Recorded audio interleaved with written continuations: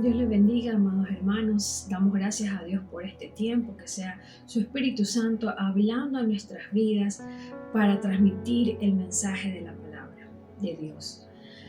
En esta hora tenemos el tema soportar la tentación. Para ello vamos a leer Primera de Pedro 1:6. Leemos la palabra en el nombre del Padre, del Hijo y la comunión de su Santo Espíritu. En lo cual vosotros os alegréis, aunque ahora por un poco de tiempo, si es necesario, tengáis que ser afligido en diversas pruebas. Cuando Pedro habla os alegréis, es decir, alegrarse con gran gozo. Esta clase de gozo no se basa en circunstancias temporales y cambiantes, sino que proviene de la relación eterna e inmutable con Dios. Pedro relaciona este gozo con dos aspectos importantes. El primero, la seguridad de una herencia eterna y protegida para el creyente. Esto lo podemos ver en 1 de Pedro 1, 4, 5, un poco más arriba. Para una herencia incorruptible, incontaminada e inmarcesible, reservada en los cielos para vosotros. 5. Que sois guardados por el poder de Dios mediante la fe, para alcanzar la salvación que está preparada para ser manifestada en el tiempo postrero. Esta herencia que habla Pedro es una herencia que no está sujeta a corrupción ni puede deteriorarse en absoluto. Una herencia que no es manchada por el mal. Es diferente a una herencia terrenal que es susceptible de ser corrompida y contaminada. Aquí también encontramos en este verso la palabra inmarcesible, es decir, que no se desvanece, como sucede con las flores que se marchitan y se deterioran. Mientras que las herencias terrenales van a desvanecerse por completo, la herencia eterna de un cristiano no tiene elementos corruptibles. Pedro también habla de una fe aprobada. Vamos a leer 1 de Pedro 1:7, un poco más abajo. Para que sometida a prueba vuestra fe, mucho más preciosa que el oro, el cual, aunque perecedero, se prueba con fuego, sea hallada en alabanza, gloria y honra cuando sea manifestado Jesucristo. Cuando habla sobre sometida a prueba vuestra fe, es el propósito de Dios al permitir las pruebas, que consisten en confirmar la realidad de la fe de cada creyente. Pero el beneficio inmediato de esa prueba de fuego es para el creyente más que para Dios. Si un creyente sale aprobado y no deja de confiar en el Señor, puede estar seguro de que su fe es genuina. Así como también vemos en Génesis 22, del 1 al 12, en donde la fe de Abraham es aprobada por Dios, porque él obedeció lo que Dios le mandó a hacer, a ir a sacrificar, a presentar como sacrificio a su hijo Abraham. Y él lo hizo. Y esa fe fue, él presentó a su hijo, pero Dios no permitió que vaya hasta el sacrificio. Y él vio con ojos agradables aquello, porque él fue aprobado. La fe de Abraham fue aprobada, porque confió. Así también vemos en Job 1, del 20 al 22, en donde en medio de la circunstancia difícil que pasaba Job dijo: Dios dio, Dios quitó, alabado sea el nombre del Señor. Él en medio de la prueba nunca renegó y bendijo el nombre de Dios. ¿Hasta cuándo nosotros vamos a pasar diversas pruebas? Aquí mismo en este verso 7, Pablo menciona hasta cuándo. Al final del verso dice: cuando sea manifestado Jesucristo, es decir, hasta su segunda venida. En particular, el tiempo en el que llamará y recompensará a su pueblo redimido, es decir, el arrebatamiento, que lo podemos ver en Primera de Tesalonicenses 4, del 13 al 18. Más adelante del verso 6, Pedro menciona: aunque ahora, por un poco más de tiempo, si es necesario, tengáis que ser afligidos en diversas pruebas. Aquí enseña varios principios importantes acerca de las pruebas.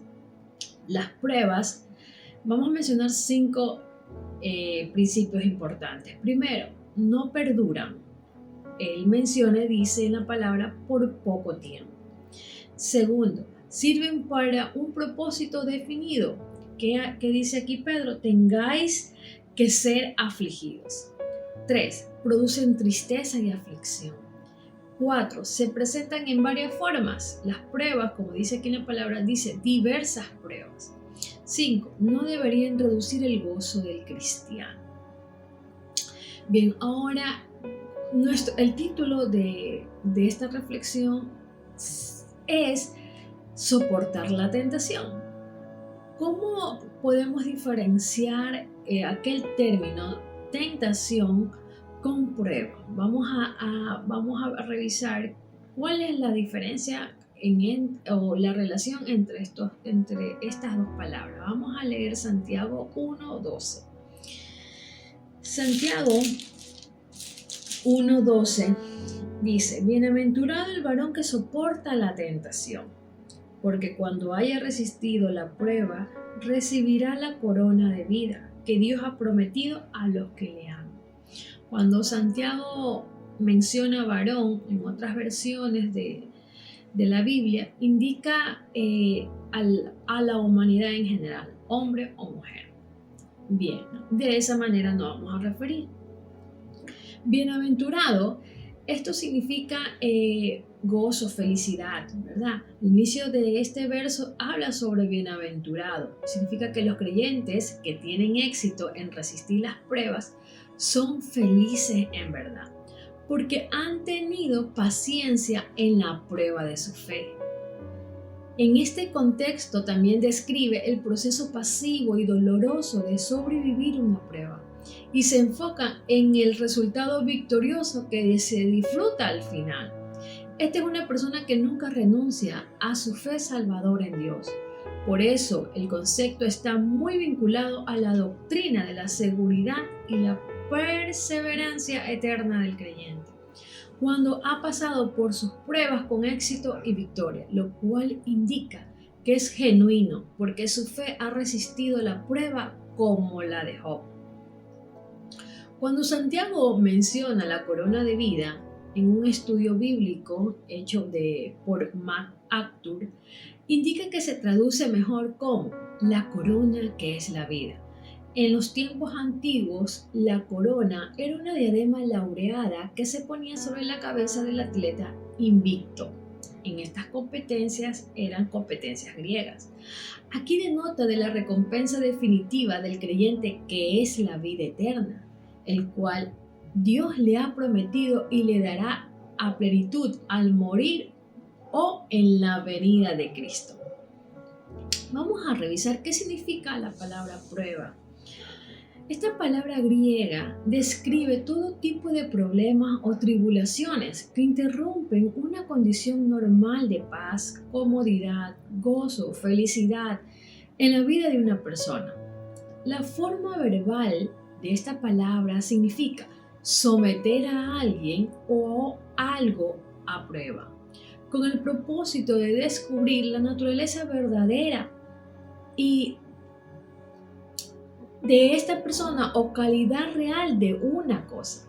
Dios permite esas pruebas con el propósito de probar y aumentar la fortaleza y calidad de la fe individual y para demostrar su validez. Cada prueba se convierte en un examen de la fe que sirve para su fortalecimiento. Si el creyente no pasa la prueba como resultado de una reacción incorrecta de su parte, esa misma prueba se convierte para él en una tentación o una invitación a pecar y una proposición continua para hacer el mal. Leamos Santiago 1 del 13 al 15. Dice: cuando alguno es tentado, no diga que es tentado de parte de Dios. Porque Dios no puede ser tentado por el mal, ni Él tienta a nadie, sino que cada uno es tentado cuando de su propia concupiscencia es atraído y seducido. Entonces, la concupiscencia, después que ha concebido, da luz al pecado, y el pecado, siendo consumado, da a luz la muerte. Todo aquello que busque seducirte e introducirte a lo que no va conforme a la palabra de Dios es tentación. Pero todo proceso y adversidad que se presenta en tu vida, lo cual te lleve a acercar más a Dios, a buscarle y depender de Él, es una prueba. David, el rey David, se dejó envolver por la tentación en medio de la prueba por haber dejado a un lado la palabra de Dios, siendo el arma más poderosa de Dios su palabra. Cuando en medio de la prueba te aferras a la palabra de Dios, la tentación que venga no podrá más que ti. Ya que dentro de ti está el Señor y su bendita palabra. La palabra es la que te infunde fe y temor reverente a Dios, lo cual te hace entender que debes serle fiel a Dios antes que a ese ofrecimiento. Es su palabra la que te hace comprender que toda prueba que estés viviendo no es más grande y fuerte que el Dios que prometió estar contigo todos los días hasta el fin de este mundo. El rey cayó en las manos de la tentación, y a causa de su mala decisión vinieron consecuencias para él, para su familia y para la de su pueblo. Toda decisión que tomemos va a traer beneficios o consecuencias.